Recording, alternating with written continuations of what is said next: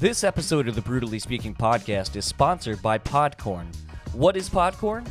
PodCorn is a marketplace that connects podcasts, like this one, with businesses of all kinds looking to raise the awareness of their brands through ad reads, interview segments, and more. I recently came across PodCorn and thought their idea of matching businesses looking to advertise on shows like this one was too good to be true, but quickly found that the site was very easy to use and was able to browse companies that I thought would fit the interests of our listeners. I've also come to love PodCorn's transparency when dealing with potential advertisers. Being able to set your own rates and having a variety of brands with a clear-cut idea of who they want to target and what they're looking for helps alleviate the stresses of sending countless blind emails in the hopes that someone will reply. All of this, and there are no middle people to deal with, and you don't have to give up any of the rights to your show. So huge thanks to PodCorn for sponsoring this episode of the Brewtally Speaking podcast.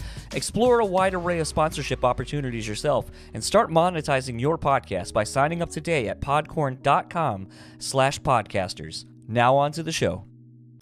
America's biggest rock festival has a public service announcement to make. Sonic Temple Art and Music Festival, May 15th through the 17th, welcomes the Red Hot Chili Peppers with Tool and Slipknot.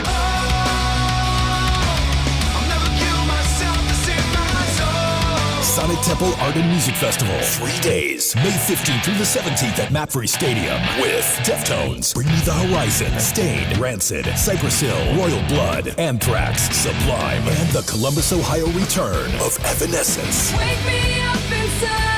May 15th through the 17th in Columbus, 3 different headliners, Red Hot Chili Peppers, Slipknot, Tool, one weekend, one festival, Sonic Temple. Tickets are on sale now. Go to sonictemplefestival.com for all information.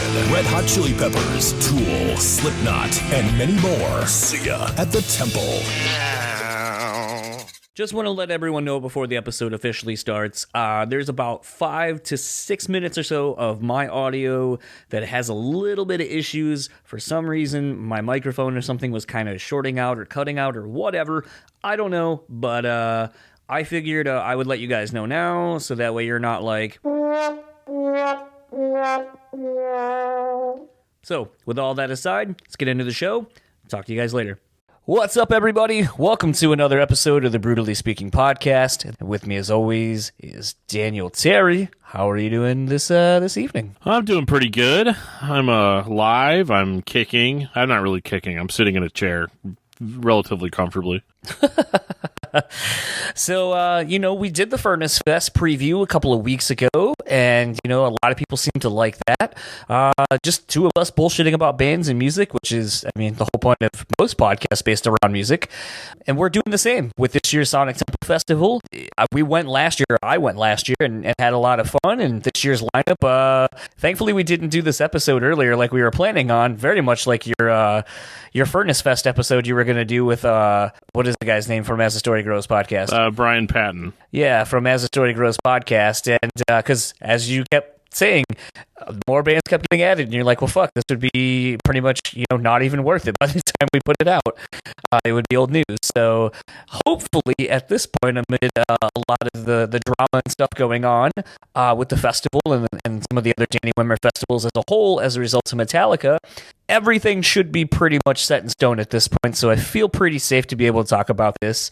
I'm going to get right into it. We're going to kind of work from the bottom and work our way up. So Friday, first of all, Sonic Temple this year as a whole, super strong lineup. I'm going to be kind of hard-pressed to stay in the media tent this year to miss on all these great bands. Friday, holy shit. You guys were talking about Ginger quite a bit, ago on discography discussion, and I have not had the opportunity to see this band, and I'm very excited to see, by all accounts, what is, one of the best up-and-coming bands right now in the hard rock metal scene, and kind of bringing something a little bit different with it, too. Yeah, I'm definitely would be excited to see Ginger live just because, number one, I never have, and, one of the biggest things that we talked about on that episode was the hype that Ginger has. And I want to see that kind of explode out on the stage. And I'm really happy to see them playing. on the first day too, I think if there are people that have not heard Ginger, I think they'll be pretty surprised. And if the only thing that you've ever heard by them is the song Pisces, you're going to be interested in kind of some of the other stuff that they're throwing down. Yeah, one of the other bands, and actually we have an upcoming episode with them, it's already done, is with Ego Kill Talent. They are a band that seemingly came out of nowhere. They are from Brazil, and are probably the most connected band you've never heard of. They basically had slots opening for System of a Down. They had the upcoming Metallica tour, and they have toured with Queens of the Stone Age overseas. They've played with Foo Fighters. Like, they've pretty much played with all the best and biggest bands that there are in rock right now. And I know when it came across my our email, I was like, I have no fucking clue who this band is, and I don't know how they've gotten on all these great shows. So I was like, I need to talk to these guys and find out more about them.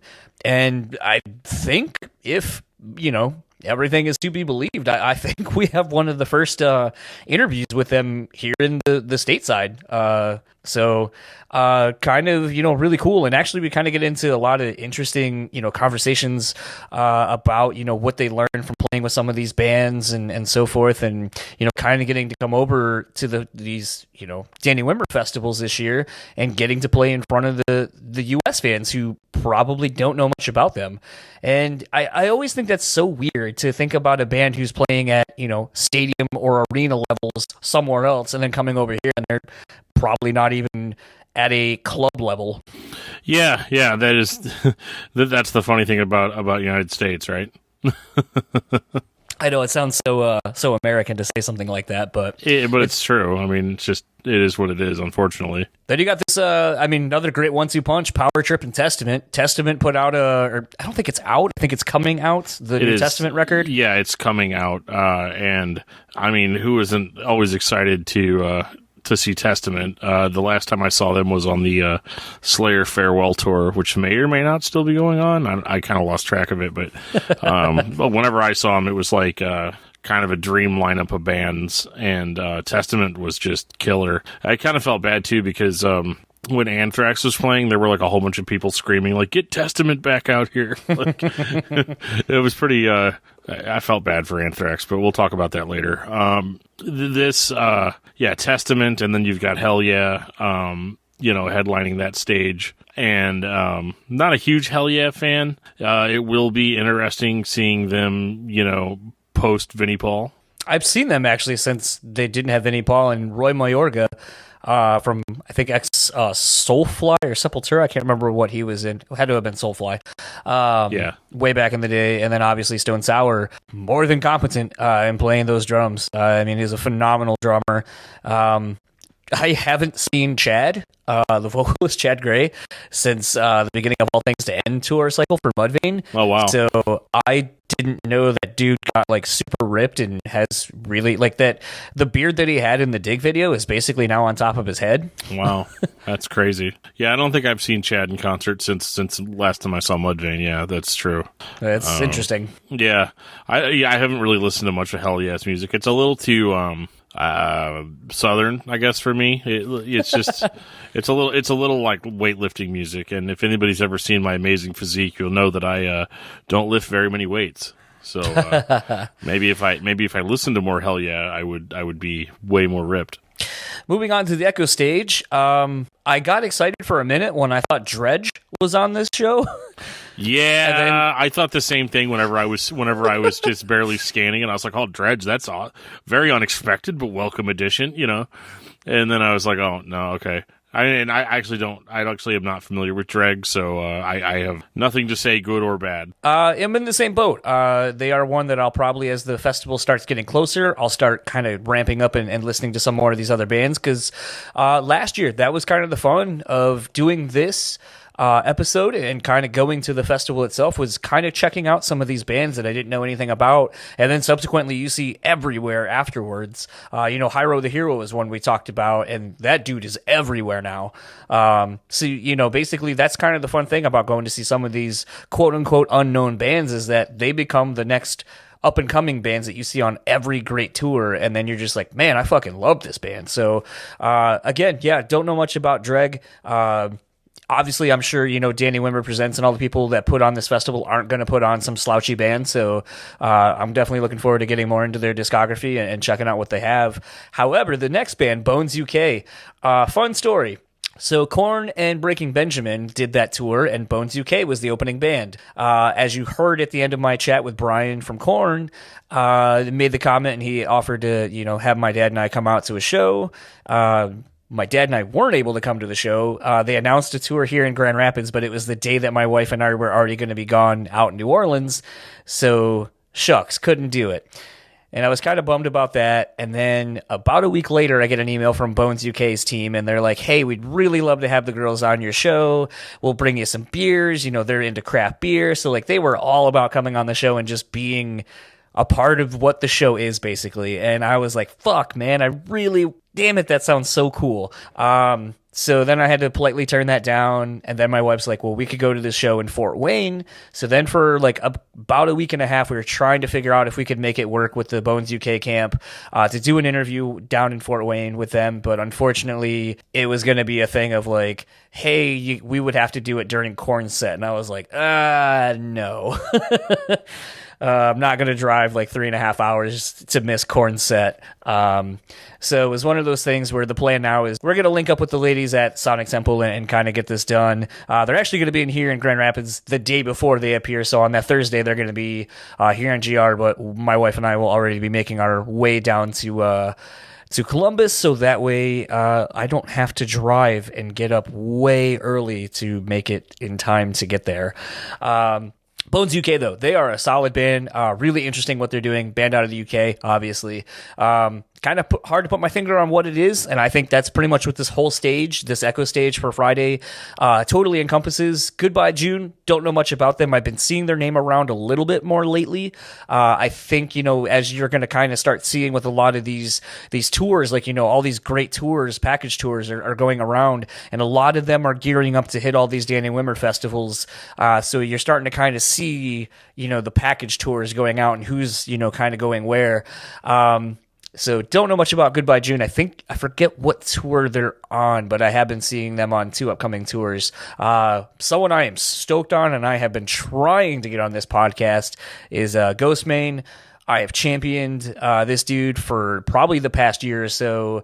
I think this guy is basically, you may not be into kind of this trap hip hop thing that he's doing, but he's also incorporating kind of like, it's almost like Poppy, like what Poppy's doing, where it's like, it touches on a lot of different things, and it's not any one singular thing. It's a bunch of things all together. And I think Ghostmane, obviously comes from, the metal world, kind of incorporating those kind of dark death metal-y kind of things in the music, as well as kind of putting it against like trap and hip hop beats and so forth. And, seeing the shows like on YouTube and so forth, it looks like a hardcore show. It's just a bunch of kids fucking moving the whole show, crowd surfing, moshing and all that. And I'm stoked that he's on this festival, and I'm really hoping a good crowd shows out for him, because by all accounts it seems like most of his tour dates sell out, and he thrives on kind of just that feeding off the energy of the crowd. So if you aren't familiar with Ghostmane, check it out. It's may not be for everyone, but it's pretty fucking exciting what he's doing. Well, I've been expanding my horizons lately, so you never know. You never know. Flatbush Zombies, another example of basically a group who defies genres. I would say they're typically more in the hip-hop realm, but kind of in the same way that like Tyler, the Creator, and like Odd Future and those guys are hip-hop, but they're also more than that. Flatbush Zombies, also another group that, like, just high energy shows, kind of has that vibe of a hardcore punk rock show. Again, great band. I can't wait to see these guys live. They don't tour a whole lot around my area, so I'm very much looking forward to catching this set. I'm sure Dan kind of doesn't know a whole lot about these guys. Yeah, either. not really. The only band that I recognize on Echo Stage for Friday is Sublime, obviously. Which, a lot of people like Sublime.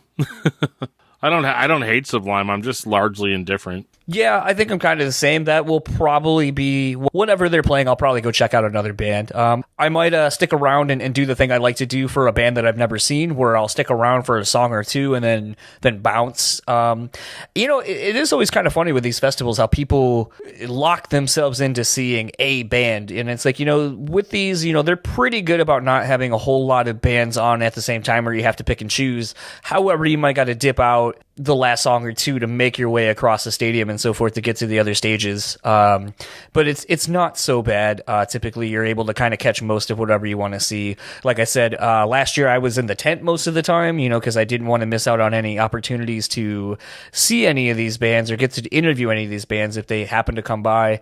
But I'm hoping to be a little bit more diligent in my participation of the actual festival part of it, as opposed to just sitting in a tent all day. Right. Yeah. I think I might take tent duties on this one if we if we're both there, because some of these bands, this festival, you're going to find that different festivals appeal to different people. So with Furnace Fest, that's like my festival, like. Whereas something like Sonic Temple, John having a little bit more diverse palette for some of these bands is going to get a lot more out of some of these lineups. Going on to the main stage, Dirty Honey, man, they are all over the fucking place. I think I have seen them twice opening for different tours that I've seen around town. But no, Dirty Honey are making quite the name for themselves. They are an unsigned band. They are totally DIY. They have management, they have booking agents and so forth, but they are not on a label. So the fact of what they've been able to do in the last year or so of really getting on great tours, really building a name for themselves, and doing it so DIY, I think just kind of speaks to the nature of the industry now.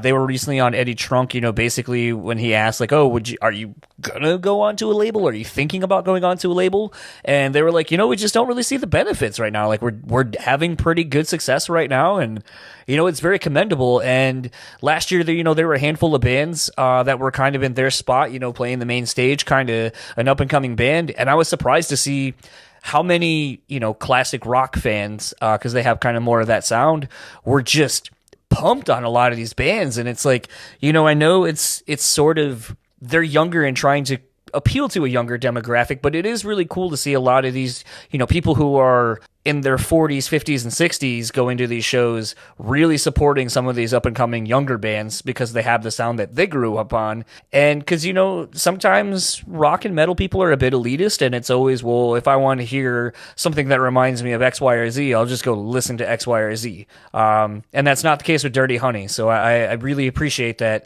Seemingly a lot of their music's resonating and hitting with a lot of people. So I'm excited to see these guys. Yeah, I honestly, I'm that person you just described, but I have actually not heard Dirty Honey yet. And that's probably my bad, although I am, more of the rock metal elitist. So, no, more the metal than the rock, I think. Rock bands have to be like to your point, like for me a lot of rock bands have to be like a formative band that I grew up with, which there will be no shortage of at this festival. So Sleeping with Sirens, another great up and coming band. Really hoping to get some one-on-one time with these guys in the media area. They just a solid band through and through, especially kind of, I was kind of talking, and we were talking on the Telly Smith episode that kind of has already come out at this point, but just talking about how, bands like The Plot and You, Sleeping with Sirens, The Word Alive, they're all kind of changing from being sort of a metalcore band to becoming this new ambient kind of alternative hard rock something. I haven't quite been able to put my finger on it, but there is this shift that's happening right now currently in this genre of music, and I think it's actually going to allow a lot of these bands who have been around for 5 to 10 years to extend their careers even longer, because it's changing and creating something new. Yeah, Sleeping with Sirens is a band that's pretty familiar to me in that they've been around since at least like 2010 or so, and yeah, they're obviously signed to Sumerian Records. They had that kind of post-hardcore metalcore sound early on, and yeah, it is weird and we'll continue this particular discussion when we talk about Bring Me the Horizon, but these bands that started off, super heavy are going in like years ago, you just scream sell out, move on. But these bands really, for whatever reason, have this kind of weird staying power, and they are able to successfully switch out of the genre that made them popular and continue to improve their songwriting while they're doing it, so that you don't mind hearing a poppy rock song from Sleeping with Sirens. Right. It's totally fine. Like, I think people are tired of just picking a genre and going with it. I think people are more like, yeah, I'm starting to become more of a fan of like the people in the band and their story, what they're throwing down, and people like to take that musical journey with them now, instead of just being like, well, I only liked these 8 records, from 2000 till 2019, and anything that doesn't sound like those 8 records is just total trash. I mean, I think that can also be applied to the next band, which is Anthrax. Dan and I are on different sides of this. I think Anthrax, especially since Joey Belladonna has joined the band, Anthrax to me has always kind of been a tale of two bands, and they remind me a lot of Van Halen, and that's probably a comparison no one will ever fucking make.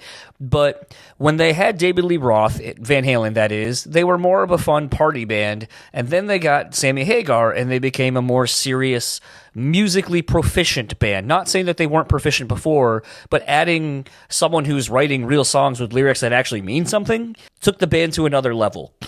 And to me, you have two eras with Joey Belladonna having that fun, I'm the man, and just fucking smile on your face a mile wide, just having fun with this fun thrash band from the East Coast. And then they got John Bush of Armored Saint, and it became a more serious band.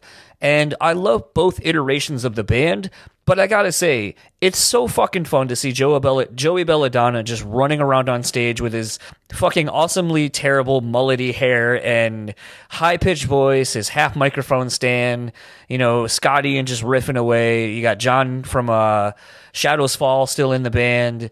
And, I mean, they're just a fucking great band that have a shitload of hits, and they know how to whip a crowd up and get them ready for whoever is coming after them. And to me, where they're at in the night, maybe they will be the most aggressive band going forward the rest of the night, but I think that kind of works to their advantage and will be a nice kind of palate cleanser from everything else you're going to get going, the rest of the night forward. And I can't wait to see them play in that stadium, just whipping up a fucking crowd to, I'm the Man or Caught in a Mosh or, Madhouse and shit like that. Yeah. I don't hate Anthrax. Like, I'm not going to do like a giant podcast episode about how much I hate them or anything, but like, I love Scott Ian. I do. Like, he's just seemed like a super cool dude. And, with Anthrax, they've always just been a band that I just like. I like some of the riffs and I like some of what they throw down, but I just can't figure out like why they're as popular as they are in comparison to their peers. Like, being considered like one of the big four of thrash metal just seems more like, a group of friends is hanging out and then Anthrax shows up and they're like, yeah, I guess you can go hang out with us in the mall parking lot. Like, I don't know. It's just, I don't know. Like, Anthrax always just seemed like the tag along little brother to me, with a lot of the metal bands.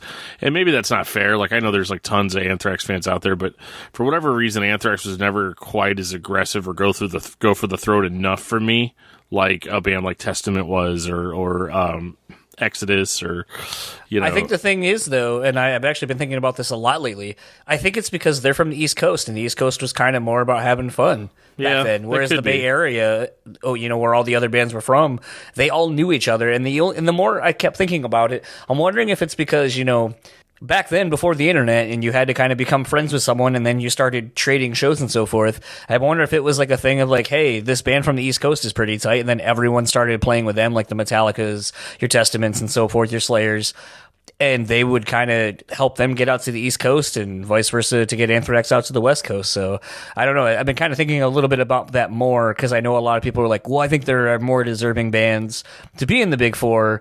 And most of those bands that everyone talks about are all Bay Area bands. So it's like, well, I don't know. Yeah. Like I said, I think they're going to be a great addition to the festival. But I don't necessarily know if it's going to be enough to grab me this time, as I've seen Anthrax pretty recently, and it's not that they were like bad or sucked or anything, but they just, in comparison to that's the problem, I guess, with Anthrax. It's always one of those in comparison to the other bands. But like you said, on this particular day, on that stage, compared to the other bands depending on what set list Bring Me the Horizon decides to play.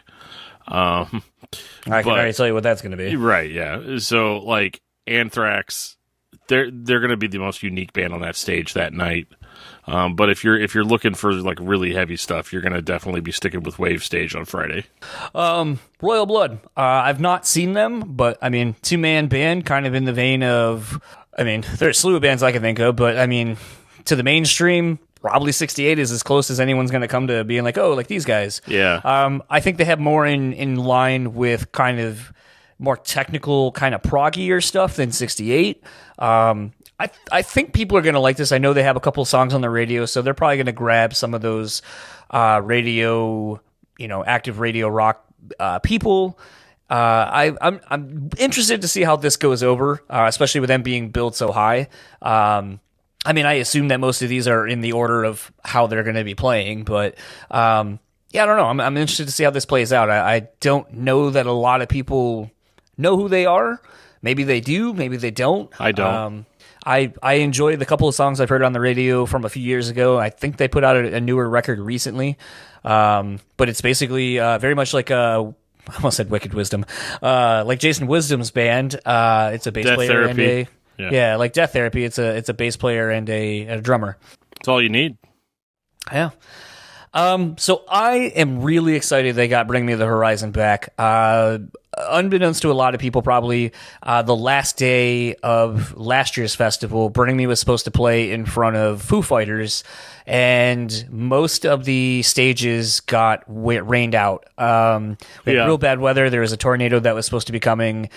Basically, the Hives were playing on one of the stages, and I think they got to the last song, which sucked because I believe it was Tick Tick Boom, or Idiot Walk, one of the two. It was a fucking great song. No, actually, I think it was Hate to Say I Told You So.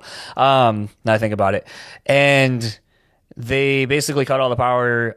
The other stage, which had Refused, Distillers, and a bunch of other great bands, was shut down way earlier in the day.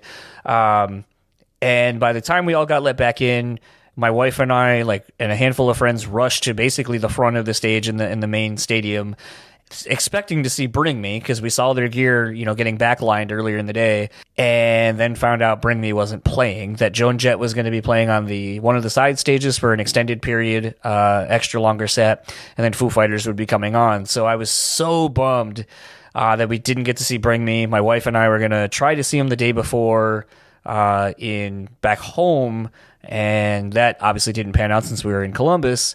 And so we were just really bummed that we didn't get to see him. And then when I surprised my wife to go see Lost Rageous, I missed Bring Me by a day again. So I haven't gotten to see Bring Me on this album cycle. I saw him once on the Sempiternal cycle and once on the That's the Spirit cycle. And by all accounts, from everything I've seen, it looks like, they're trying to be the next Rammstein, the next Parkway Drive, bring in lots of pyro, lots of stuff on the stage.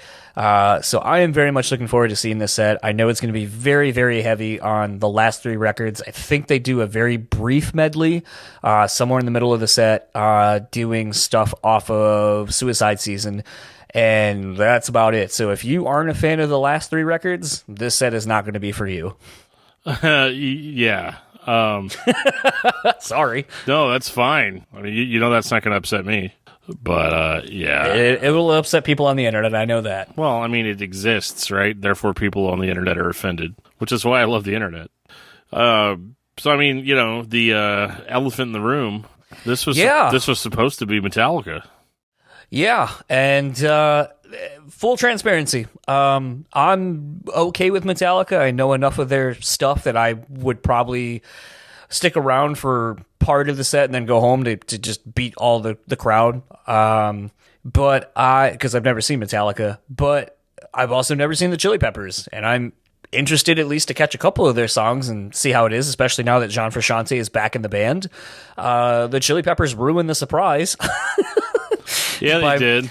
By posting not only that they were playing, but announcing that Tool is replacing Metallica on Sunday. So thanks to the Red Hot Chili Peppers for getting ahead of the press release by about 3 hours. They're doing our job better than we are. That was probably, the East Coast, West Coast time thing. They probably, did it on the wrong time zone. This band's got undeniable hits. They've got staying power for sure. Even if you don't think you know the newer stuff, you probably know it because it's just played everywhere.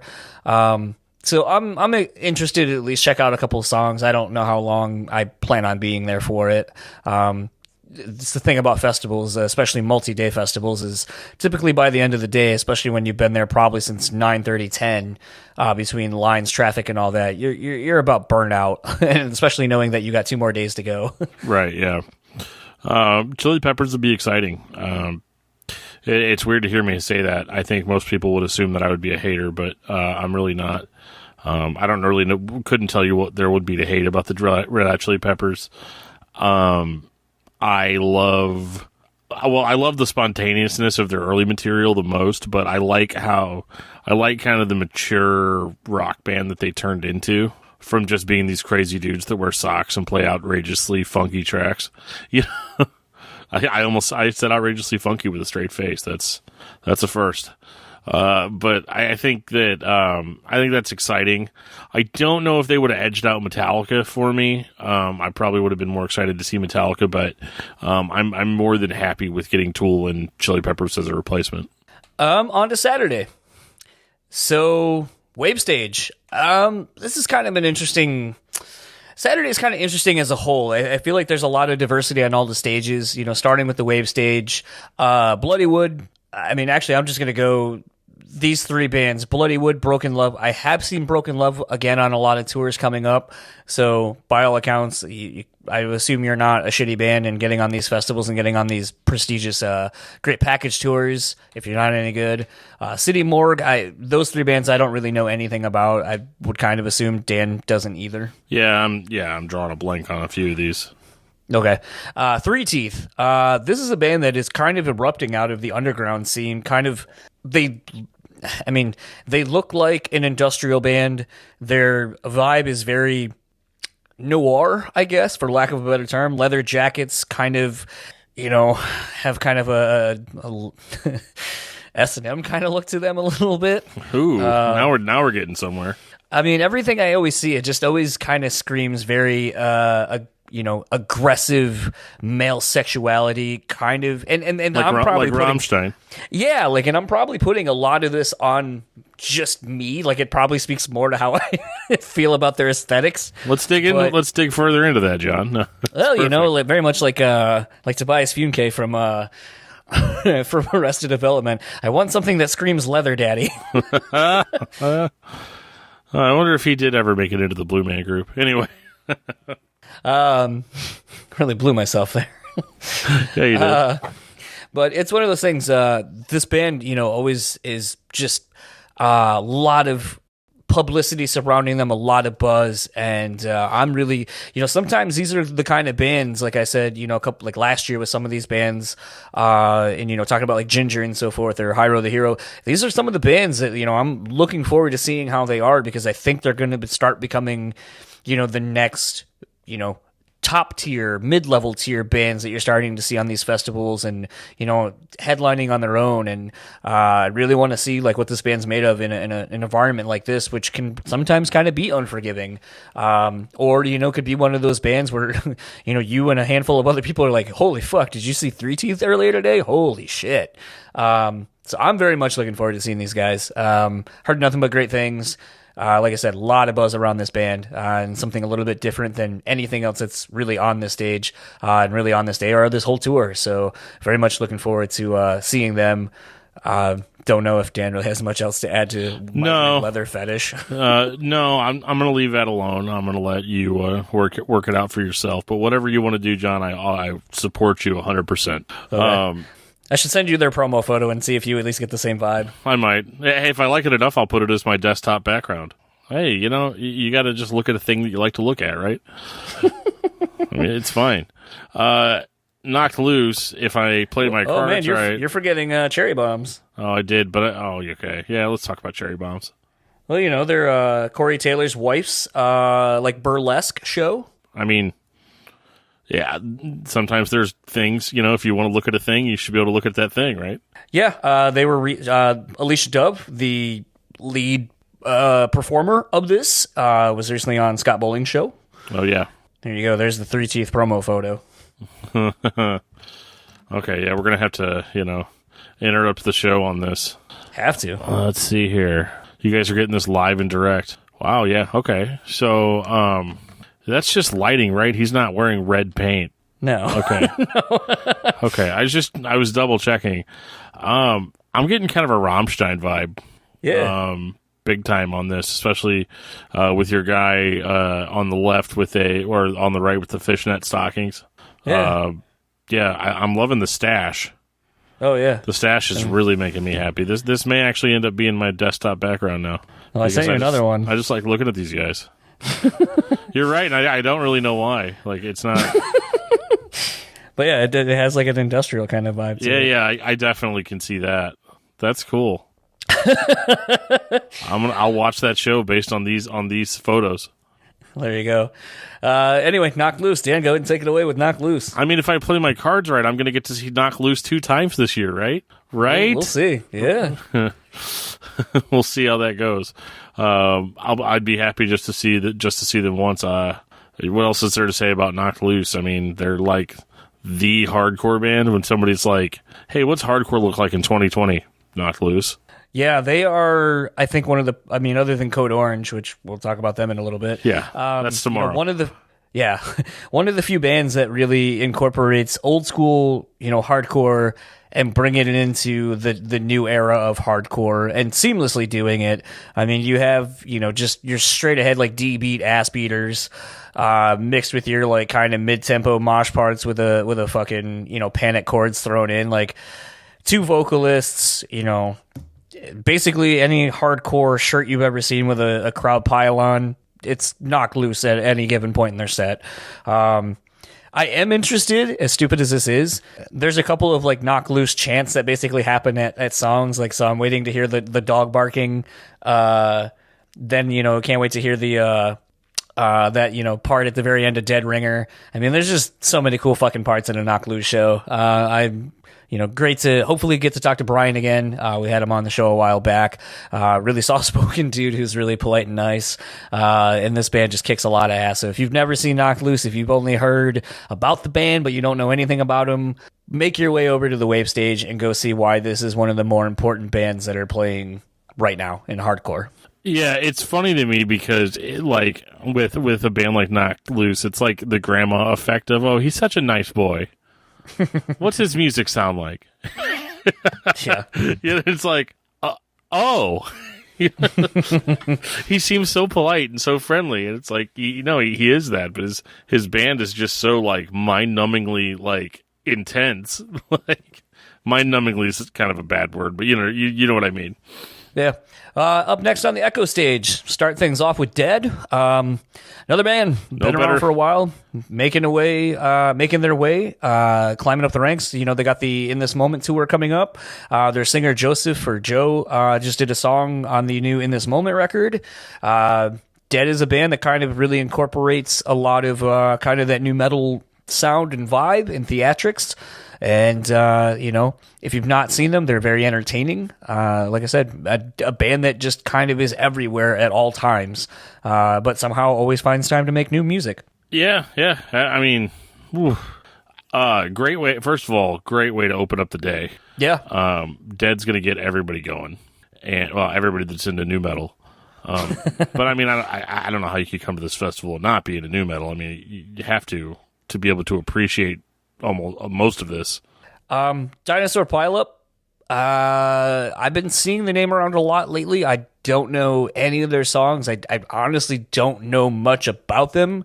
Kind of that same thing with Dreg and some of the other bands. Like, see their name around, haven't checked them out. Looking forward to maybe catching a couple songs beforehand and maybe seeing what they're about live and becoming a new fan. I would kind of assume, again, with this that Dan probably same boat as me. Yeah, I love the name because it reminds me of that scene in Peter Jackson's King Kong where me and my wife actually call it Dinosaur Football. And there's a whole bunch of there's a scene in that movie that's like surreal that shows them being chased by all these dinosaurs, and the dinosaurs start tripping over each other in a stampede, and they have a literal dinosaur pile up. So I really hope that's the inspiration for the band name. Reach out to us, guys. I want to talk about it.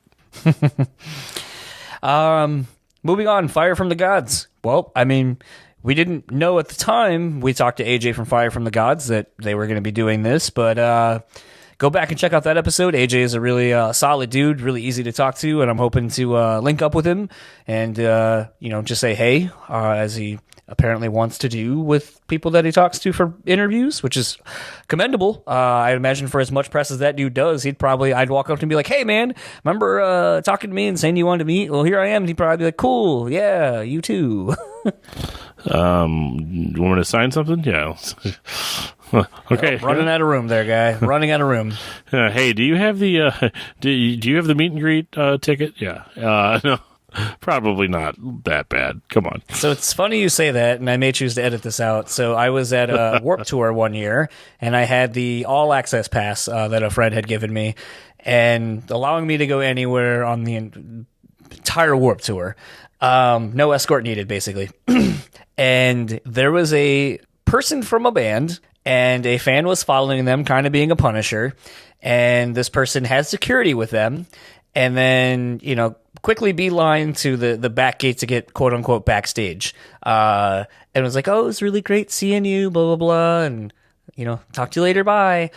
And then I looked over at my wife and I was like, so I should follow said person and to punish them real bad. And then when they go to pull that on me, I'll be like, oh, cool. Oh, you're going back here too? And then present my pass. Right. And then just keep doing it, knowing that they can't get away from me. That'd be really horrible to do, but also really funny. Yeah, I don't know. I always joke about it, how funny it'd be just to punish someone and they think they can get away from you, and you're like, oh no, the punishment continues, backstage or not. I have access to literally everything up to and including your tour bus. You think the pass extended to tour buses? Because if so, OMG. No, unfortunately, it did not include that. I could have gotten catering though for like $5. Well, that would be cool. Yeah. Moving on. Ice Nine Kills. Obviously, Patrick from Ice Nine has been on the show before. Great dude, great band. Killer band. This band is just probably, interestingly enough, probably one of the most aggressive bands that has achieved the popularity that they have. I mean, at times, not even kind of, sort of. They get into a weird tech grind territory at times. Well, they're the weird, like, opposite of what we were talking about with, like, Bring Me the Horizon and Sleeping with Sirens. This is a band that started off more general market and got progressively more pissed off. Yeah. That's you don't see that very often. No, and my wife and I, thanks to Patrick, have seen this band so many times on this album cycle for the Silver Scream, and it's just insane to see what they're doing with these crowds. I mean, I've said it a bunch. I honestly, for a band of this kind, I've not really seen it since Atreyu with the Curse, where, a record just kind of puts its stamp on this moment in time in this year. And at this point, a year and a half almost, I think, now on this album cycle. And it's just incredible to see that the legs that the Silver Scream has had. Last year, we were joking and sending messages to Patrick of them playing one of their songs on the screens over the speaker system in between bands. And I was like, well, I mean, I guess that all pretty much but confirms that you're playing next year, right? And he was like, oh, we have no idea. And here we are a year later, and we'll see him in this stadium. So very much looking forward to catching this show. If you've never seen Ice Nine Kills, I mean, I would say it's probably best to see them in a club or arena where it's dark and their theatrics and light show and all that kind of stuff can be more experienced. But I think their show just translates regardless of where they're playing. Fans love these guys, and I'm sure this is going to be almost like a Warped Tour-esque kind of setup, especially with them coming off Shipped Rock and that kind of appealing to an older demographic who has money. that a lot of those people are now all of a sudden Ice Nine Kills fans as well. So I expect this just to be one of those like big sets for the night where a lot of crowd participation and a huge crowd is waiting for them. Totally. I definitely one I'm very excited about, like 100%. Pennywise. I went and saw these guys and didn't even see them. A friend of mine was on tour with them, and I stood in the lobby in the merch area the whole time, hanging out with my friend. That's really, really, really, really, really funny. And I had an all access pass too, and I just stayed in the lobby. I've seen Pennywise a lot of times, and I've had a lot of fun. It's weird. I've never actually gone to see them. They've just happened to be on shows that I wanted to see. I mean, dating all the way back to high school, you know. So, I don't know what it's going to be like seeing Pennywise in 2020, but I remember them always being hyper energy. Sorry, yeah. No, I mean, I don't know. I think this is the first. I mean, granted, this is the second year of it being Sonic Temple. So, the interesting thing is like they always try to incorporate some kind of legacy punk bands. You know, like I said, last year it was the Hives, which were kind of more fun. You had Refused, which they didn't get to play. Distillers, kind of reuniting and starting to play out again. So, I mean, it's kind of interesting that they're kind of doing that again this year. There's the three obvious kind of legacy punk rock bands that are on. Three legacy punk rock bands that are on this year, one of which is Pennywise, and the other two we'll talk about for the next day. But, Cypress Hill. Holy shit, I think they should be on the day before on the same stage, but, I mean, Up in Smoke, man, like, so many, hits from the bong and all that kind of shit. There's so many Cypress Hill old school jams. I'm imagining, Mapfre Stadium is, going to have a nice little smell to it after a little bit during their set. Well, I'm not going to say that after we did our NF episode on discography discussion that, we might do another rap episode. But if we did, it's probably going to be Cypress Hill. So, for all those people out there that only listen to one podcast or the other and not listening to Brewtally Speaking and discography discussion, you're missing out on some spoilers here. So I'm just saying. Me and John might actually both be on that. So, moving on to the main stage, we start with Airborne, the Australian heir to the throne for AC/DC for the longest time. Although I've always thought they were more in line with kind of the sort of thrashier side of things, but kind of still got that classic sound that a lot of, as I call them, old heads right. love. Kind of disappeared for a little bit here in the stateside. Like they used to come over here quite a bit, and then I feel like I haven't seen them in probably at least 5 years. Yeah. I'm drawing a blank here. The last time I can think that I've seen them here, I got nothing. Yeah, they're a solid time, and like I said, if you are kind of into that classic rock, kind of hard rock sound. These guys got in droves, man. They got riffs for days. Absolutely. Saint Sonia. We had Mike Mushok from Saint Sonia on. I like the new record. I lean sometimes to kind of heavier hard rock with really great pop sensibilities. New Saint Sonia records got it in droves. I mean, one song with Sully from Godsmack, which, I mean, I really enjoyed that song. Obviously, you got Mike, who is a phenomenal guitar player, writes really interesting stuff on guitar that's kind of a little left of center, not exactly just straight ahead rock, but kind of, interesting sounds and textures and all that kind of stuff, and I think is criminally underrated. So I'm excited to see Saint Sonia finally for the first time, and, obviously here's some 3 Days Grace songs probably in the set, as well as, there's no need to play Stain songs anymore, and we'll get to that in a minute, but, yeah, this is a band I think a lot of people, if you're not familiar with, they only have 2 records out, the second having just come out. So, I mean, this is a kind of a really good pedigree band that I think you should check out if you're not familiar with. Yeah, I mean, if you like Stained, there's kind of no reason, or you like Old Stained, really, because I feel like it reminds me a little bit more of Old Stained. Not like that they sound exactly the same, but you know what I'm saying? It's Mike Mushok, right? Like, the dude plays, like, not one way, but... kind of one way. I'll just say it. I like the way he sounds. He's very consistent. That's the nicer way to say it. Yeah, I mean, there's a reason Jason Newsted picked him to play guitar in his band. Totally. He's. I mean, some of his darker riffs, because I always feel like Mike Mushak writes very dark riffs. Yeah. And every time I'm having a good day and I hear a song that he's written, I'm like, am I having a good day? I don't know. So it's that weird dichotomy with bands like that where, you don't want things to ever get better for them because you love that dark sound that they put out. Yeah. A band that I am fucking stoked to see, finally, The Darkness. I know a lot of people probably wrote this band off as a fucking joke band, especially with I Believe in a Thing Called Love, but songs off of Permission to Land like Black Shuck, Get Your Hands Off My Woman, Motherfucker, they're kind of like the Queen version of Turbo Negro. I always felt like they were like a little bit more serious Steel Panther. Well, at the time we didn't have Steel Panther as a reference, so. Right? I know. I haven't always felt that way, but like looking at them now, like they're a band that absolutely is hilarious, but isn't a joke band.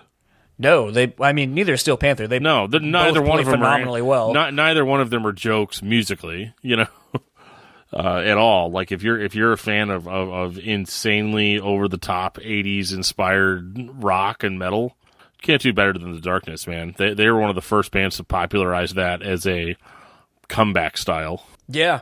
No, man, pretty much anything these guys have done, and Justin Hawkins, like, just as a vocalist and guitar player, is so good.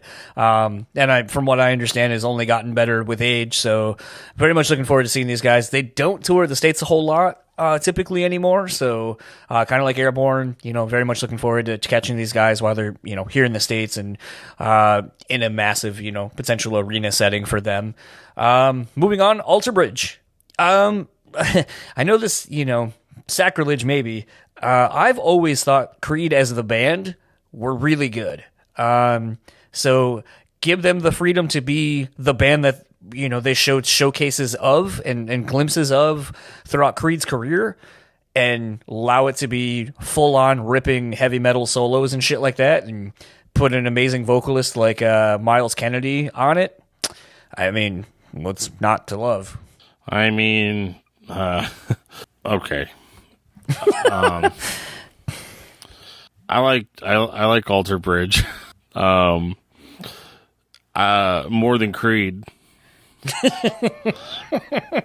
Look, man, I'm not really a big fan, but I do appreciate the chops. Mark Tremonti, man, he's one of the best, if not the best, rock guitarists that I think actually goes a little underappreciated. He did just win the Guitarist of the Decade through Guitar World like a month ago. Well, he deserves it. I don't read Guitar World because I can't play guitar. I just commentate on how other people play guitar. Mark Tremonti is endlessly creative. And absolutely. I think that's what made Alter Bridge a fan, because, after Creed broke up and, people hated Creed for however long they hated Creed. Do people still hate Creed? I don't know. Yeah. Okay, they do. Well, it's kind of outdated though, right?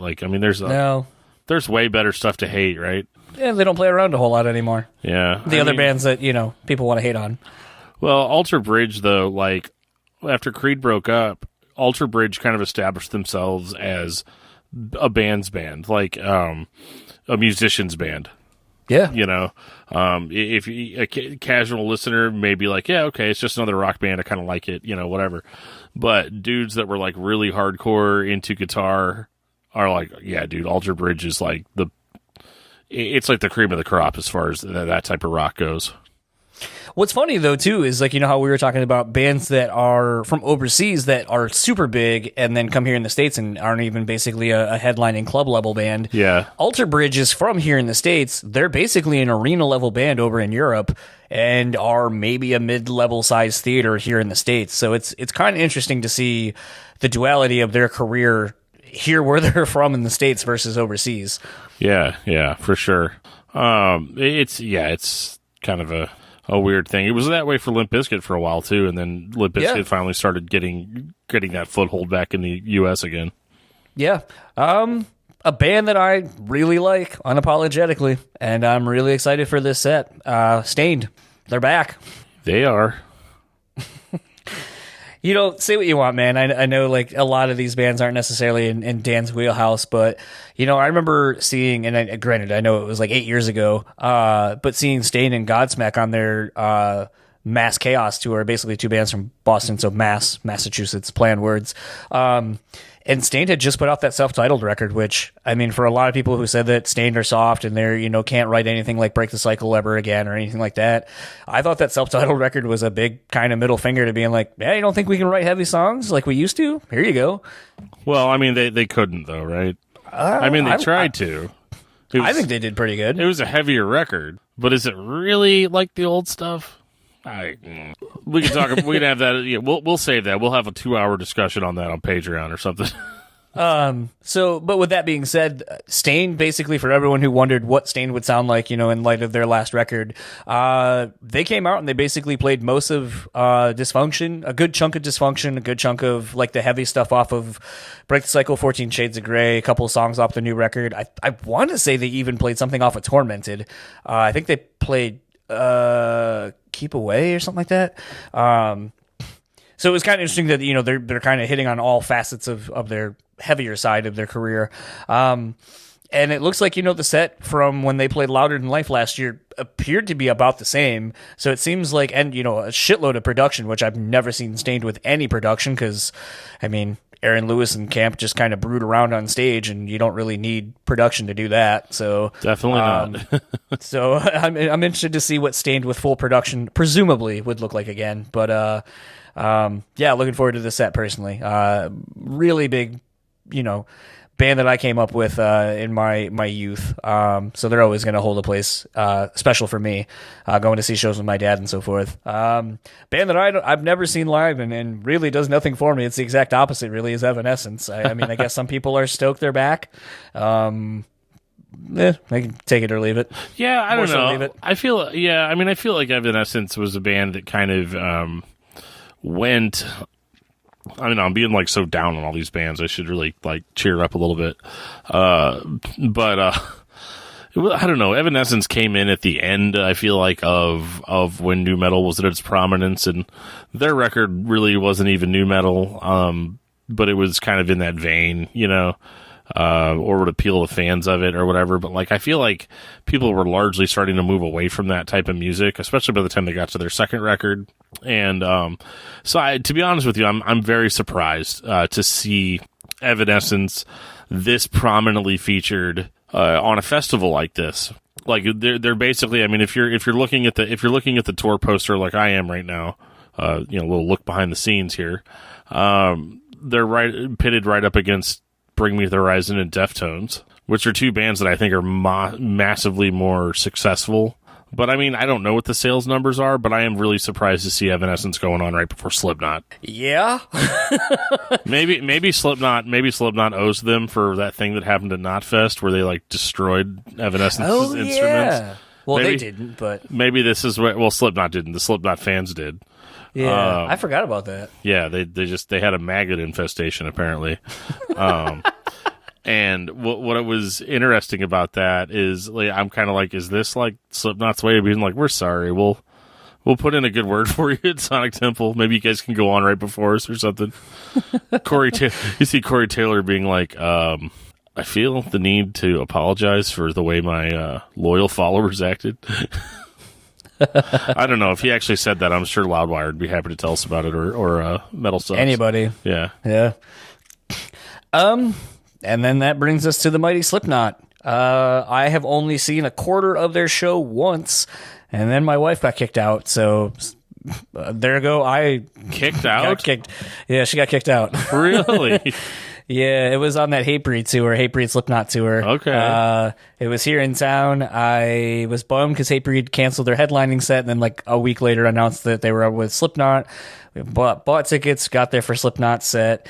My wife and I made our way pretty close to the front, and then and Dan, I don't know if you really have experienced this recently or noticed this shift. A lot of times when you go to shows, even on the floor, there's like a weird thing now where there's a lot of gap between people. It's not like it used to be where like you were like elbow to elbow, probably like from the soundboard forward if you're on the floor at a metal show. And we get pretty close, and we were in front of some people, but we like didn't like fight our way there. We just literally walked there. There were no people standing probably within a person's circumference of us. And then during Slipknot's set, it's probably 2-3 songs in, crowd starts moving a little bit, and people are doing that thing now where they're also like, "Ooh, don't touch me," and it's like, you're on the floor and at a metal show and there's a pit and, crowd surfing and all this other shit. It's going to cause you to move sporadically without any control of where you're going necessarily. And long and short of it, I felt 2 people behind me grabbing me to crowd surf me out of their area, which is something I always often joke about doing to somebody. And then it was being done to me, and I started hitting these dudes like arms and shit, and was kind of like pushing them. And the girlfriend or girl that was with these 2 dudes or 3 dudes or whatever went to not necessarily hit me. She like knocked my glasses off my face. And those just got crushed like immediately. And then so basically Bridget took out her. And at that point, the stage lighting for the arena popped open, and security, since we were only probably 10 rows of people away from the barricade, security saw it right away. They like probably 8, not even exaggerating, 8 security people like hopped the barricade to come get Bridget. When the lights went down, I pushed the 2 dudes out of my way that were like fucking with me. Security grabbed my wife. I grabbed one of the security dudes and he goes, "You got to let go of me." And I go, "It doesn't take 8 of you to, escort my wife somewhere." Right. No doubt. And then like when he started to go after the rest of them, the stage lighting went down and a pit kind of opened up, and I pushed him from behind and kicked out his feet. And then I took off. Wow. And I grabbed my wife's purse from one of her friends that was sitting along the barricade of the floor to the first row of seats. And security was taunting my wife the whole way out. At one point, one of them called her white trash, so she went limp. And then the guy's like, "Why are you being such a fucking bitch?" And she goes, "Well, if I'm white trash, you can fucking carry me." Right. And they did. Then this really tiny, mousy looking bitch went outside in the smoker section, barricaded off by a little gate, and continued to kind of taunt my wife, laughing at her. And my wife and I, the rest of the way, were bitching, and then decided to go to a bar nearby. And wouldn't you know it, Florida Frank from Hatebreed was following behind us, heard what was going on, and offered to give us free tickets to Hatebreed's show the next night. Awesome. Not with Slipknot. We didn't go because it was unfortunately on a weekday. But yeah, so I've only ever gotten to see a quarter of a Slipknot show. That's insane. Yeah. All right. Well, I mean, what else needs to be said about Slipknot then? Pulse of the Maggots. Pulse of the Maggots, indeed. Well, we got 1 day left. Sunday. You gonna stick around for Sunday, or you gonna go home? I'm gonna stick around for most of Sunday. I probably will. So what's interesting is like, so the wave stage. I was kind of bummed. We're working on, and it'll probably happen. As of right now, it looks like it's going to happen at the festival. But I saw the Who out at Los Rages, and if you've never seen them, I know we're kind of hopping around on bands, but if you've never seen the Who, the Who, I don't really know how you pronunciate that one way or the other. So not the band with the pedophile. I'm sorry, the alleged not pedophile guitar player Pete Townsend. Yeah. But Mongolian, I don't even know how you classify them. They play a really ethereal, very mesmerizing style of hard rock Mongolian chanting stuff. Seeing it live, I don't think I'd listen to it on a record a whole lot, but seeing it live, it's very captivating. And at one point, I turned to my wife and I just go, "It sounds like people singing like a didgeridoo." That's actually really not far off. I'm just being honest. Yeah. Go ahead. It's not my thing. But people are excited, so I'm interested. They got added once the festival had kind of been announced. And like I said, I there's so much buzz about it because it's just such a different band. It kind of reminded me of all the buzz that Ginger was getting, but in a completely different way. So it's another foreign band that's just doing something completely different and unique from anyone else. I mean, there's really nothing I can even compare them to. And like I said, seeing it live, it's just really captivating. Like, you can't not be enthralled by what's happening. It feels very primal and sort of bordering on kind of a religious feeling at times with what they're doing. Like, I don't know if you're familiar, and I know it's a totally different culture, but, you know, like I think it's the Polynesians and that do like the Hakas, you know, that tribal chant. It kind of reminds me of a lot of that, and maybe it's because like the singer and some of the other guys kind of beat on their chests to the rhythm and so forth, and it kind of feels like, you know, that thing, like where it's like it's this really spiritually moving performance piece that they're doing with this music that, you know, has really percussive elements to it and so forth. And like I said, I don't think I would go out of my way to listen to this on a record, but seeing it live is really interesting, and it is kind of a very kind of a head trip. I don't necessarily need to say that you need to be under the influence of something, but I was thinking to myself several times that if I were to happen to have eaten something and 20, 30 minutes went by and I saw this, I probably would have a real good fucking time watching it. There you go. It does seem very unique. I will give them that for sure. Speaking to the other bands, Killstation 0936 and Brutus, don't know much about it. Actually, I just saw that Brutus just announced a tour of the U.S., and I think they're coming here, which wouldn't surprise me since we're only like a 4-hour trip from Grand Rapids to Columbus. So that's probably why I saw that they were nearish bias. That's not even a word. Near to me. Have checked them out, obviously, since I just saw the name recently pop up on all the music sites for something. I'm with you. I know the Who and or the Who, or I don't know. Who, yeah, exactly. But I'm super stoked for Code Orange. Fuck yeah! I mean, that's pretty. The only thing that I think could make it better is if you had Code Orange and Knock Loose the same day. But I also don't know if would have enough energy to survive for the rest of the day, much less the rest of my life. That's like a Furnace Fest level of get beat down by several bands in a row. And I don't know if the more general music audience that would be attending the festival would be able to handle that. Code Orange is actually another one that I'm interested to see how much of their success and crossing over into a lot of different genres, getting played on Adult Swim and, kind of appealing to a really interesting demographic of people.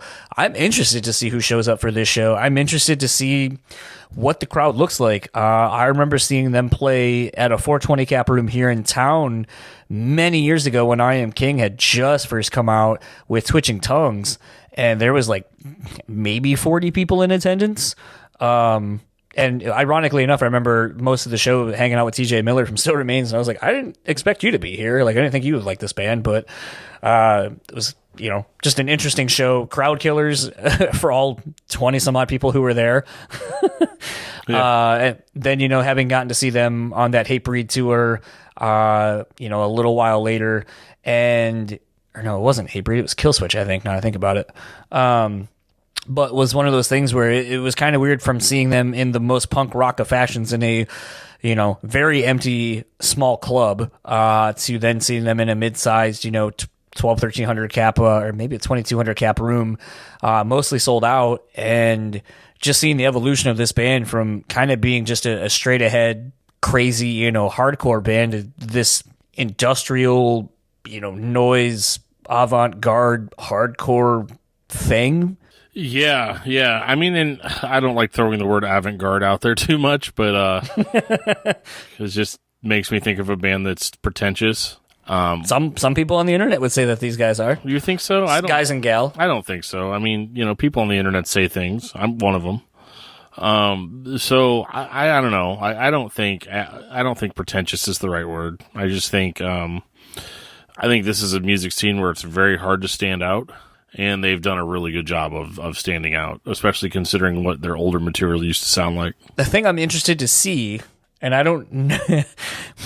the only other reaction I've ever had like this that was, I don't want to call it visceral, but it was just like, so in their newest video where their drummer Morgan comes out and apparently now he's the front man of the band, in the truest sense, and then they just go in this disgusting, like, breakdown for 30-40 seconds and you're like, But I remember having the same reaction as I did in the new Friday the 13th movie remake when Jason actually ran after people. Where I go, oh, shit.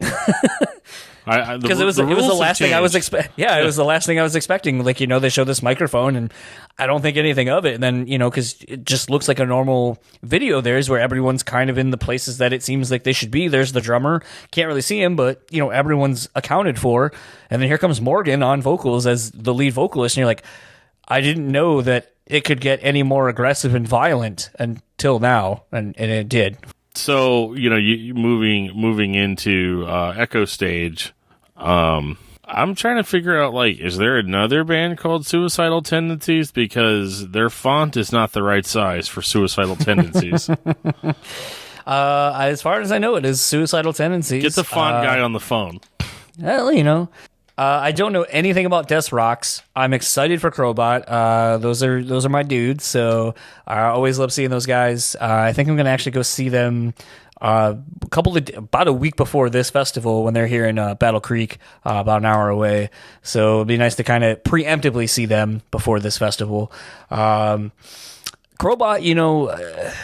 I'm not going to get into some of the shit that they've been going through or what they had gone through, but they're a band that was so close to being gone and done. And it really sucked because they put out a great record. They toured so much behind it and, had a lot of buzz about them. And then just, due to some lineup changes and so forth and not being on a label anymore and some other things, that this band was really close to going away. And I think they are too talented of a band that deserves your attention and kind of doing a lot of interesting things within the genre of what they are. But Crowbot is a great band. They're a great live band. Brandon, their singer, is phenomenal. Obviously, Chris Bishop, their guitar player, is just a fucking amazing guitar player. Their new rhythm section is super solid. They're just a very energetic, fun band. I defy you to go see them and not have a smile on your face and not have a good time. It's impossible. You can't. So if you're going and you're thinking to yourself, well, there's really not a whole lot on Sunday for me in the early part of the day, you're fucking wrong. Go see Crowbot. Go support those dudes. Go listen to a very drunk conversation that Chris and I had when they stayed here at my house a few years ago and was one of the first episodes of the podcast I did, and then finally decided to put out. Not saying it's the greatest quality and doesn't get real sloppy at the end, but it was fun nonetheless. So need to have those guys back on. Sounds like Jeff's DVD collection. Anyway, Suicidal Tendencies, man, I have been wanting to see these guys for a while, and especially now that Ben Wyman apparently is in the band. It seems he tours with them consistently, so it seems like he's at least in a live setting in Suicidal Tendencies, which, I mean, if anyone has seen that footage of him fucking falling on breaking his back, basically. Yeah, that's rough. It was so rough. That's the type of stuff you see on those cringe videos all the time. Oh yeah. Yeah, it's rough. Yeah, I mean, I'm excited. Suicidal Tendencies. I mean, I've never gotten to see them live, so should be really, really cool for me. And like I said, I'm very surprised that they're not, one of the big font bands, as we have come to call them. Dropkick Murphys. Right after that, I mean, that's pretty killer. I mean, Dropkick Murphys are one of the most popular bands of my high school days. I wasn't really that into it, but pretty much every single other person in my high school was, and continues to be, probably. I don't talk to most of them anymore. Dropkick is one of those bands, like a lot of the punk bands, between the band we're going to be talking about next, Pennywise. A lot of those bands, the early Warped Tours, the early 90s Warped Tour compilations and so forth, Dropkick, Pennywise, Rancid, Sublime, like all these kind of punk alternative bands were such an integral part of that scene, crossing over. I mean, I think almost all of those bands have been on Tony Hawk, soundtracks at some point that we've played to death. Same with Goldfinger. Like, I don't think anyone knows of Goldfinger if you didn't play Tony Hawk. But Dropkick, for me, I think they're kind of interesting because I think a lot of people obviously know who they are because of, Martin Scorsese films. Yeah. And beer commercials now. So it's interesting to think of them being a more mainstream band than I typically would think of them being, but obviously, you know, with them being, you know, one of the I'll call it a co-headliner on this stage with Rancid, I think speaks to the lasting power, obviously the lasting power of this band. I think they've been around for, 30 years? Yeah, they've been around for a minute, dude.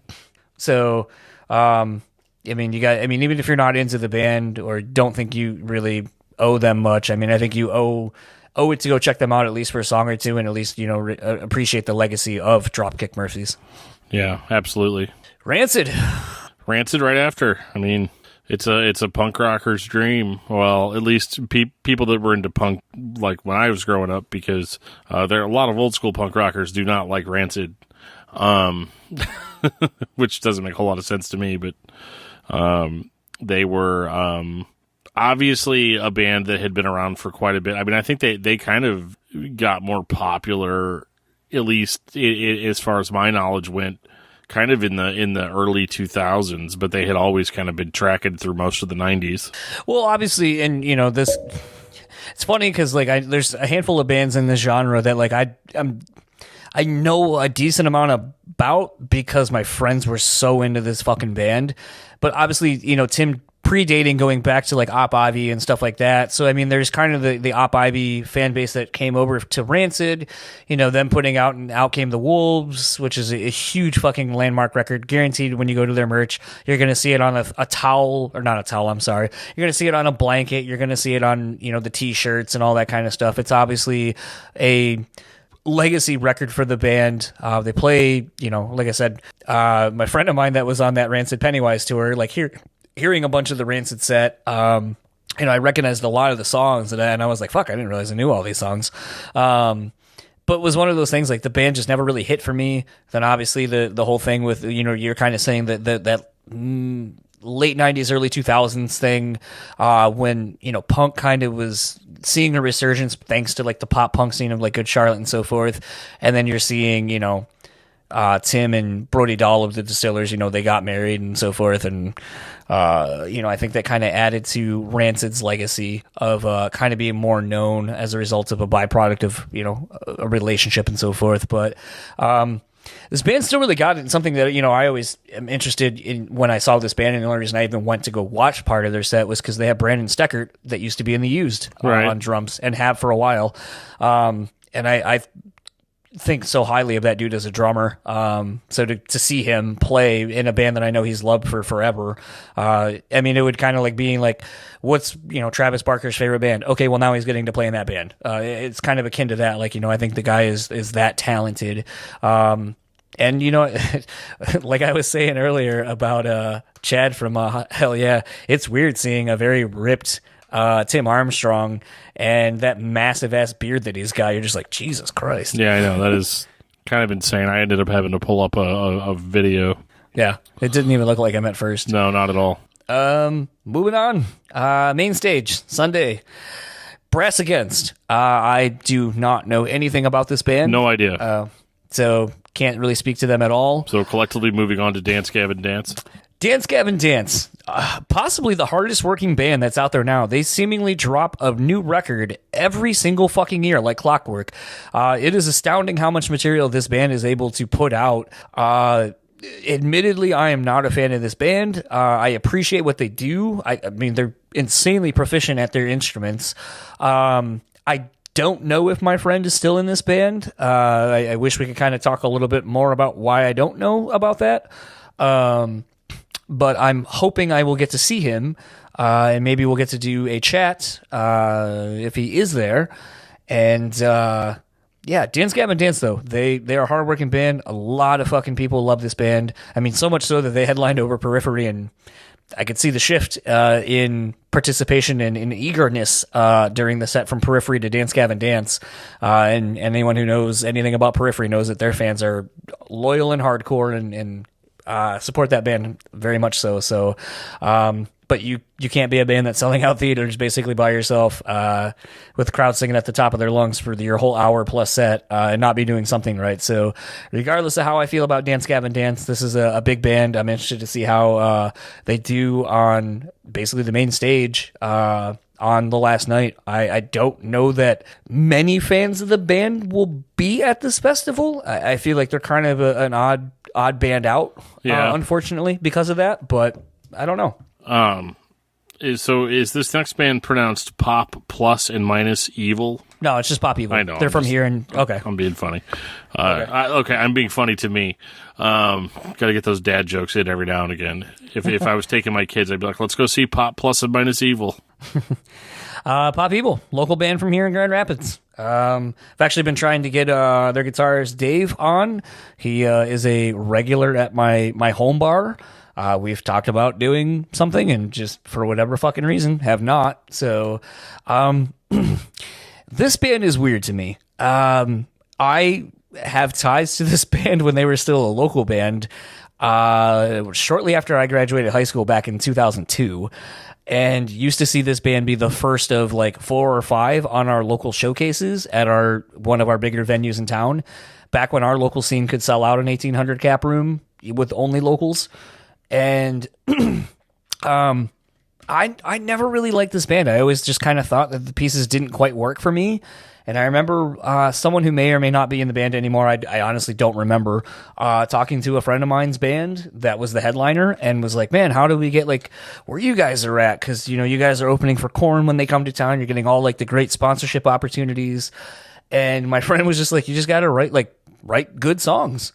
And shockingly, out of all the really great bands that, you know, locally we had that I seemingly were destined for great success that just never panned out, Pop Evil stuck with it, found how to write songs that, you know, appealed to a really big demographic and just kept at it. And I think are a really great testament to, you know, not giving up and just consistently trying to be the best band that they can be. It still baffles me, like I said, that they are as big as they are, like to where they took out Memphis Mayfire and headlined over them. They're obviously very high up on this festival. Typically when you see them on festivals, they're very high up. They are, to me, like Law Dispute. I forget how big Law Dispute is everywhere else, because to me they're still just the Grand Rapids band that, you know, used to play VFW halls and shit that I would see all the time or even play shows with, not some giant fucking band that, you know, has played in Japan with like Thursday or whatever. Pop Evil has played with Motley Crue and a bunch of other bands, and to me they're just that band that I used to go see every other weekend basically around town opening for my friends' bands. Well, I don't have nearly that much to say. I don't even think I've ever heard of this band, which is probably my fault. No, it's totally weird. Like, the only person I've really ever heard that has a very similar experience to having a band that was, and I guess it technically applies to you, but like a band that was local but just achieved this massive success seemingly out of nowhere was like Story of the Year. Yeah. And it's like, you know, I know like in that conversation that Toomey did with what's his face, that basically it was one of those things where it was like, oh, you know, you guys used to play as you know, this band and then changed the name, and then Page Avenue came out and just, holy shit, now you're the biggest band ever. And that's kind of what happened with Pop Evil, where it was just like, yeah, they like seem to be on tour all the time. I didn't see much of them. And then it's like these, you know, Danny Wimmer festivals started coming out, and like some of these big package stores, and Pop Evil would be like, yeah, we're opening for Motley Crue. We're the first of 4, or we're out with so-and-so. And it was just like, when the fuck did this happen? Yeah. Kind of weird. Pretty Reckless making their return. I doubt we're going to get to chat with Taylor Momsen of the Pretty Reckless, the vocalist, but interesting band.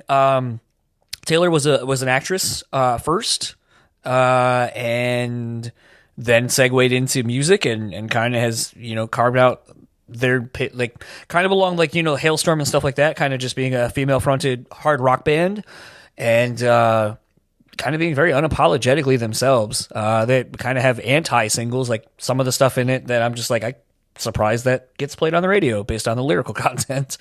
But it does, and it seems like a lot of people are really stoked to see this band come back. And I've never seen them live, but here they are, a force to be reckoned with in a live setting. So kind of actually looking forward to checking these guys out and gals. Yeah, for sure. I know. Yeah, I'm sorry, man. I'm having trouble. This is like Furnace Fest. So like, Yeah. that's why I wanted to do the Furnace Fest and this back to back, because I was like, whereas you're like, oh man, like Remembering Numbers playing, and I'm like, yep, that was a band I remember hearing of like once.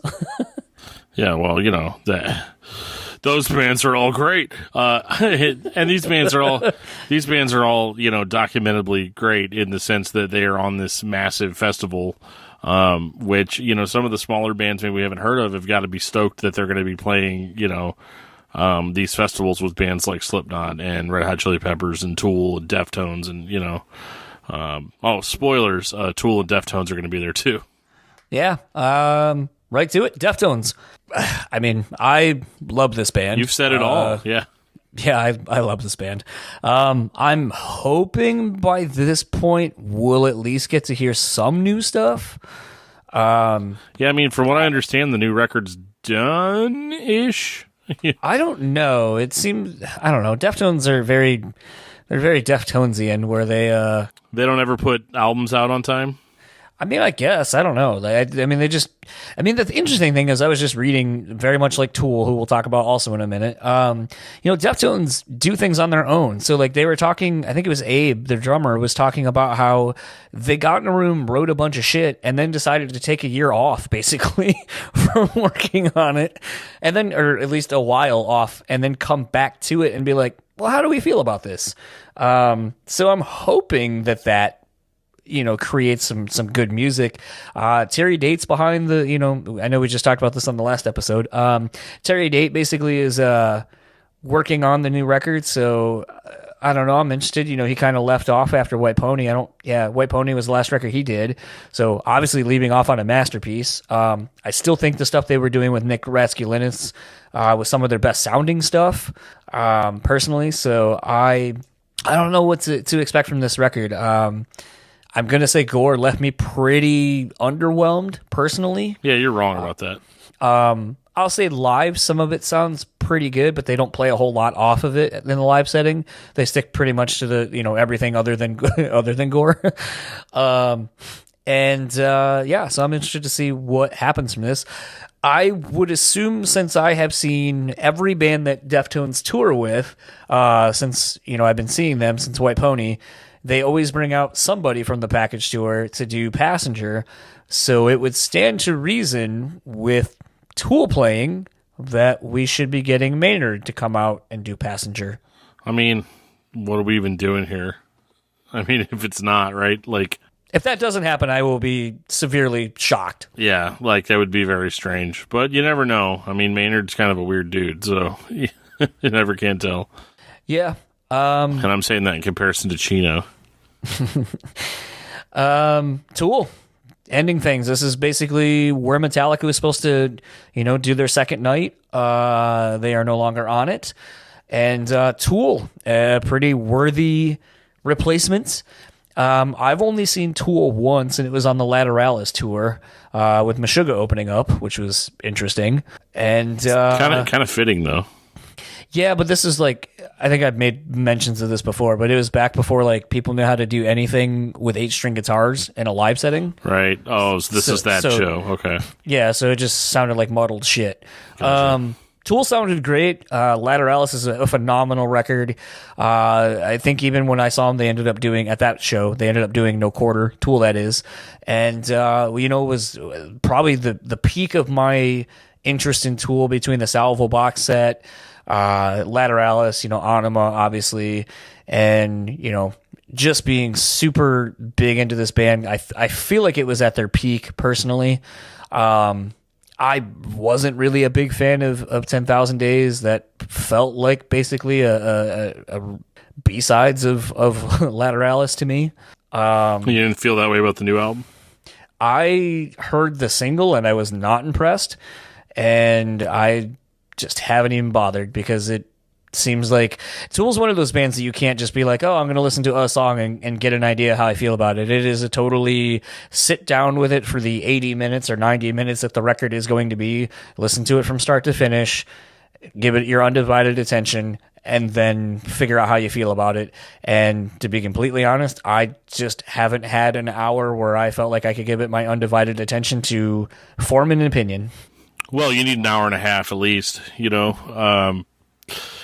I've done it. I've listened to it.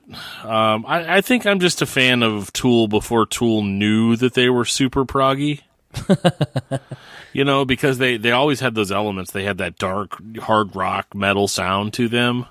Yeah. And now they've more or less lost that. And they've gone into this, just jam band almost at this point. And I miss the good Tool songs with the hooks and the, it makes me sound like a basic bro or whatever, but I like Tool. I like angry Tool. I don't like introspective Tool as much. Right. Well, that is 2020 Sonic Temple, May 15th, 16th, and 17th in Columbus, Ohio at Mapfre Stadium. Lots to look forward to. Some stuff that probably will really excite us, as you heard from Bring Me the Horizon and a lot of radio rock bands that Dan isn't necessarily into that I am looking forward to seeing, and some bands that I'm kind of just they're there.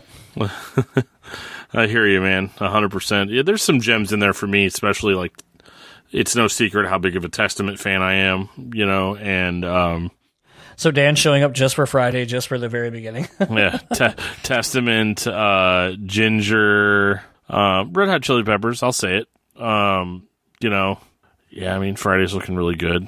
Saturday though, I got to stay for Slipknot at least.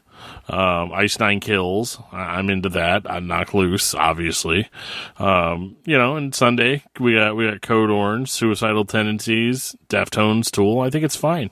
And yeah. So last year the fun thing is, we kind of already did it, but who is the one band you think everyone should go see, and who do you think is going to be your breakout band for this year?